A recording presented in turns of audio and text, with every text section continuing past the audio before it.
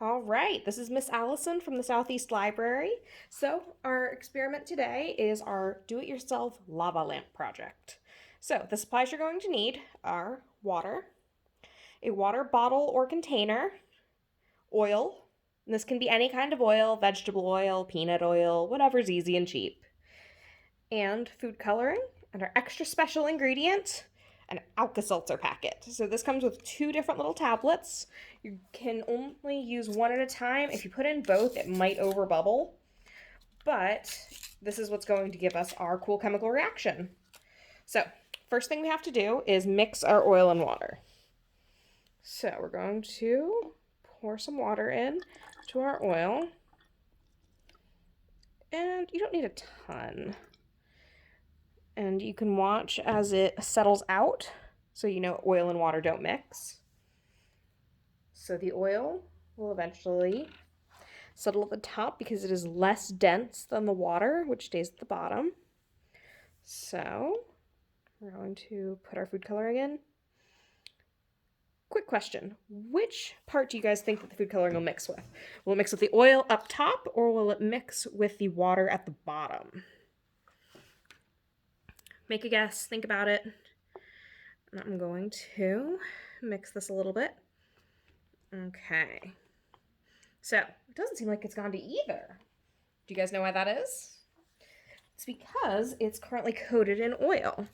So, in order to change that, we're going to have to get things mixed a little. So, I'm going to break this up into small pieces, and I'm going to put our Alka-Seltzer tablets in to our oil and water mixture. So they don't do anything with the oil, but when they hit the water, you can see them start to react.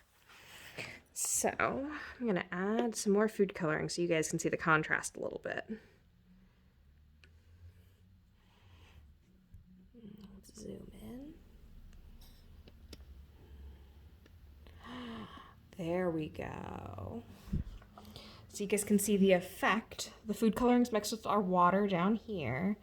And then as the Alka-Seltzer reacts, it pushes bubbles of the colored water up into the oil mixture, just like a lava lamp would. Now, this is starting to slow down. I don't know if it will show up on the recording, but it's got this cool fizzy noise. I hope you guys can hear it.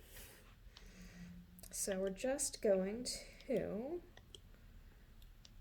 slowly add these. There we go. And let it react. So this is how you make a do-it-yourself lava lamp. I think they're really fun. I think it's cool to be able to see the chemical reactions here.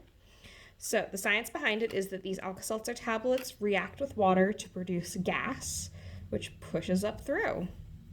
And then as the gas escapes, the water falls back down, creating a lava lamp effect. It's the exact same principle that lava lamps use. They have a heat source at the bottom that pushes those colored globs up, and then they settle back down.